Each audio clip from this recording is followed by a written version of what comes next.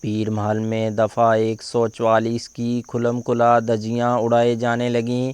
انتظامیہ نے آنکھوں پر پٹی باندھ لی۔ پیر محل شہر اور گرد و نواح میں حکومت پنجاب کی جانب سے کرونا وائرس کے خدشات کے پیش نظر دفعہ 144 نافذ کی ہوئی ہے۔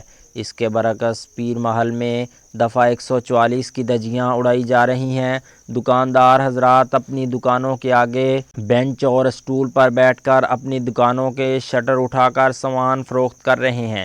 پیر محل شہر کی انتظامیہ کی کارکردگی پر سوالیہ نشان ہے۔ اہلیان شہر کی اسسٹنٹ کمشنر پیر محل مس مرحبا نعمت سے درخواست ہے کہ وہ پیر محل میں دفعہ 144 کے نفاذ کو یقینی بنائیں تاکہ کرونا جیسے مرض کا مقابلہ کیا جا سکے۔